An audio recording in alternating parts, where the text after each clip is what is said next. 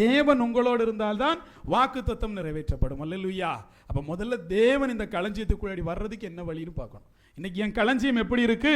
அது வெறுமையாக இருக்கிறது. என் தேவன் உள்ள வர்றதுக்கு என்ன வழின்னு பார்க்கணும். லூக்காவுடைய புஸ்தகம் 3வது அதிகாரம் அதனுடைய 17வது வசனத்தை வாசிங்க. லூக்கா 3:17. தூற்றுக்கூடை அவர் கையில் இருக்கிறது. அவர் தமது களத்தை நன்றாய் விளக்கி கோதுமையை தமது களஞ்சியத்தில் சேர்ப்பார், பதரையோ அவியாத அக்கினியால் சுட்டெரிப்பார் என்றான். பாருங்க, உங்களுக்கான ஒரு களஞ்சியம் இருக்கிறது. அதை யாரு நிரப்பணும்? தேவன் நிரப்பணும். உங்களுக்கான ஒரு மேன்ஜர் இருக்கு, உங்களுக்கான ஒரு தீவன தொட்டி இருக்கு, அதை நிரப்ப வேண்டியது தேவன்.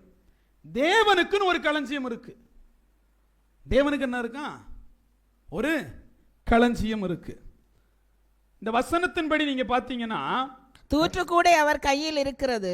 அவர் தமது களத்தை நன்றாய் விளக்கி கோதுமை தமது களஞ்சியத்தில் சேர்ப்பார். எதை தமது களஞ்சியத்தில் சேர்ப்பார்?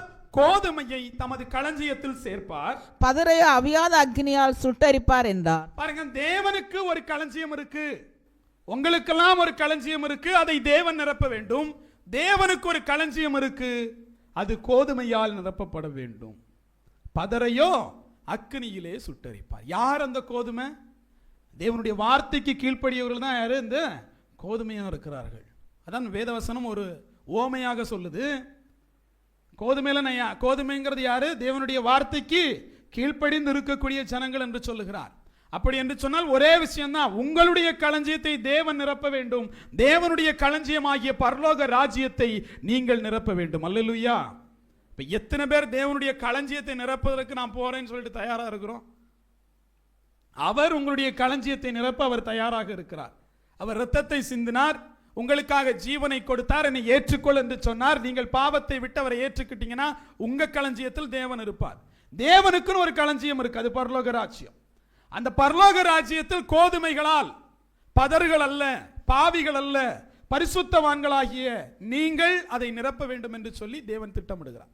அதுக்குதான் பரலோக ராஜ்யத்தை வச்சிருக்கிறார். அதுதான் அந்த களஞ்சியம். அந்த களஞ்சியத்தில் நீங்களும் நானும் போறதுக்கு தயாராக இருக்கிறோமா? அதற்கான முயற்சி என்ன? அப்ப முதலாவது முயற்சி நம்முடைய களஞ்சியத்தை நிரப்புவது. இரண்டாவது வேலை என்னது? அவருடைய களஞ்சியத்தை சென்றடைவது, பரலோக ராஜ்யத்தை சென்றடைவது. நம்முடைய களஞ்சியம் அவரால் நிரப்பப்பட வேண்டும், அவருடைய களஞ்சியம் நம்மால் நிரப்பப்பட வேண்டும். இதுதான் தேவன் என்ன பண்றாரு? விரும்புகிறார். ஆனா இன்னைக்கு அந்த களஞ்சியத்துக்கு போறது அப்படிங்கிறது ஒரு திட்டமிடுதல், அப்படிதானே? ஒரு ஆயத்தம் இல்லாம நீங்க போயிட முடியுமா? மணவாட்டி தன்னை ஆயத்தம் பண்ணி கொண்டாள் என்கிற சத்தம் கேட்டது. எத்தனை மணவாட்டியால சொல்ல முடியும் நான் என்னை ஆயத்தம் பண்ணி கொண்டேன் அப்படின்னு சொல்லிட்டு? காரணம் என்ன? நம்ம இன்னும் அந்த ப்ராசஸ்லயே போகல. அதற்கான படிநிலைகளை குறித்து நம்ம சிந்திக்கவே இல்லை. பரலோக ராஜ்யம் என்பதை குறித்து நம்ம ஆசைப்படவே இல்லை. ஆனால் நீங்கள் வாஞ்சித்து நாட வேண்டியது எதுவா இருக்கிறது? அவருடைய களஞ்சியமாக இருக்கிறது. அல்லேலூயா. வாசிக்கலாம் நீதிமொழிகளுடைய புஸ்தகம் 8வது அதிகாரம் 20-21 வாசிங்க. என்னை சிநேகிக்கிறவர்கள் மெய்ப்பொருளை சுதந்தரிக்கும் படிக்கும், அவர்களுடைய களஞ்சியங்களை நான் நிரப்பும் படிக்கும், அவர்களை நீதியின் வழியிலும் நியாய பாதைகளுக்குள்ளும் நடத்துகிறேன். அல்லேலூயா.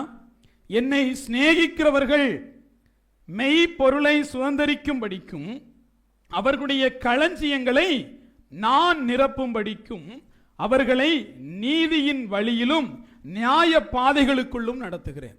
அருமையான தேவச்சனமே, உங்களுடைய களஞ்சியம் நிரப்பப்பட வேண்டும்னா நீங்க நடக்கக்கூடிய ஒரு பாதை இருக்கு. அது என்ன பாதை?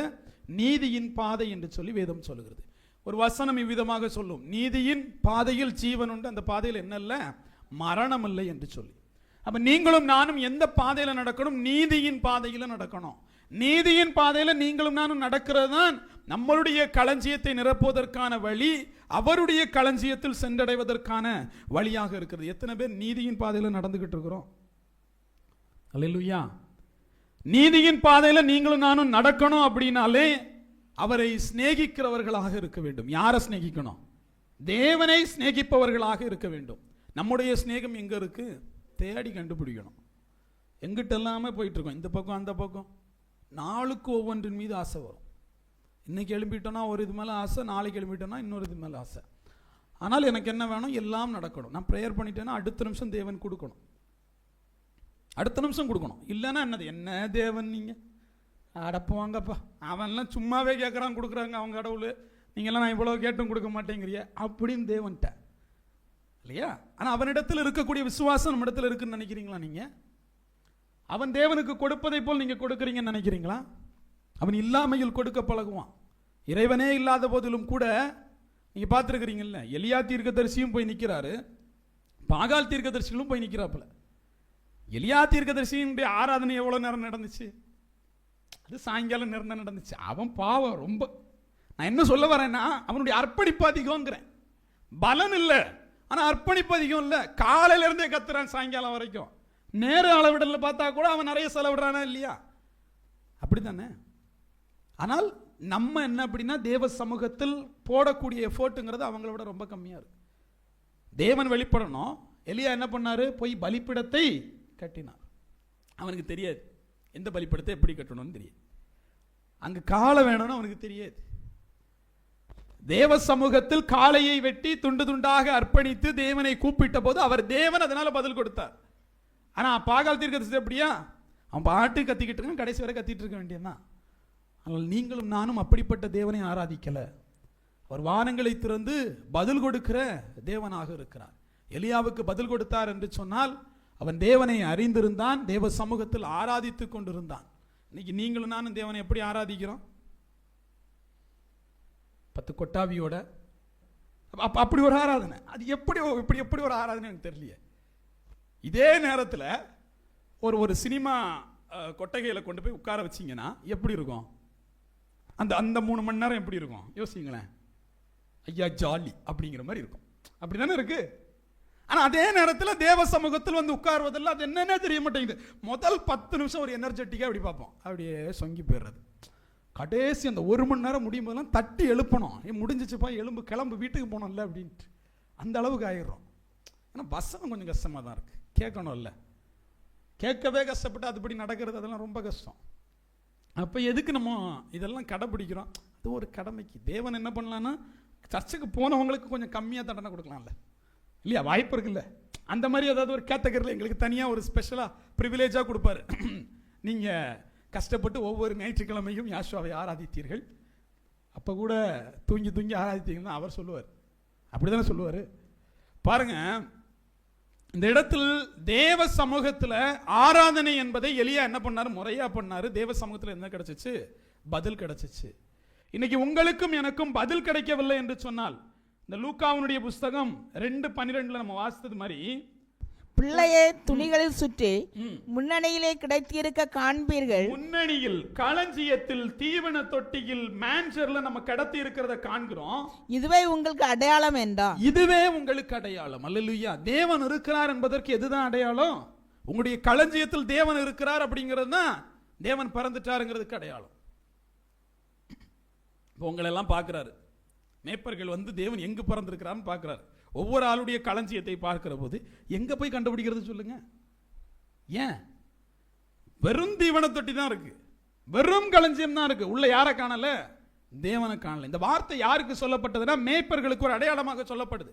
நீ போ, எந்த தீவன தொட்டியில் தேவன் இருக்கிறாரோ அதுதான் தேவன். நீ போன வழியில தீவனத்தட்டி வறுமையாக இருக்க போவதில்லை, அங்க ஒரு பிள்ளை இருக்கும், அதுதான் தேவன் என்று சொல்லி அனுப்பப்படுகிறது. அருமையான தேவஜனமே, இன்று உங்களிடத்துல ஒரு சாத்தானானவன் வந்தா கூட முதல்ல என்ன பார்ப்பான்? உங்களுடைய ஆலயத்தில் யார் இருக்கிறார் பார்ப்பார். வெறுமையாக இருக்கக்கூடிய ஆலயம் என்பதை அவன் அறிந்து கொண்டால் அவனிலும் பொல்லாத 7 ஆவிகளோடு என்ன பண்ணுவானா? அந்த ஆலயத்தில் குடியிருக்க வருவான் என்று சொல்லி வேதம் சொல்லுகிறது. அப்படின்னா உங்களுடைய ஆலயம், என்னுடைய ஆலயம் வெறுமையா இருக்கலாமா? இருக்கக்கூடாது. அது வெறுமையாக இருக்கும் என்று சொன்னால் அது சாத்தானுடைய கூடாரமாக மாறிவிடும். அப்போ முதல்ல இந்த ஆலயத்தை சுத்திகரிப்பது என்பது முக்கியமாக இருக்கு. எப்படி சுத்திகரிக்கணும்? அவர் எப்படி ஆலயத்தை சுத்திகரித்தார் சொல்லுங்க?